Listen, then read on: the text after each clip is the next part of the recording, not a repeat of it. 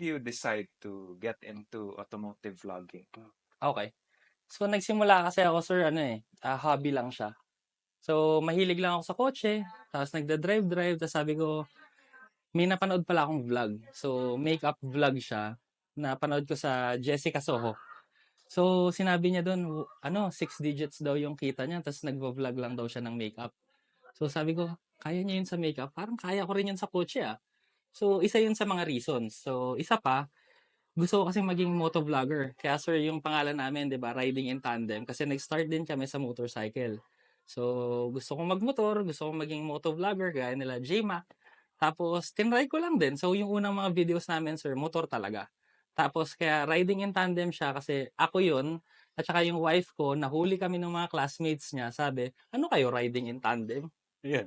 Yun yung story niya. So timing yung wife mo also interested with cars, motorbikes. Actually, sir, yung wife ko hindi eh. Nahawa na lang ngayon. So yun, dati ang alam lang niya, car. So hindi niya alam, kunwari, Vios ba yan or Honda City ba yan? Hindi niya alam, basta alam niya lang car. Ganun. Pero ngayon, tanungin mo siya, alam na niya lahat.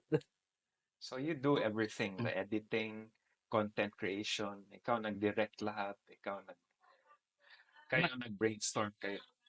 So far kasi sir, lahat ng editing namin, so may editor na kami, tas may cameraman din. Pero yung mga ideas, topics, ako talaga lahat.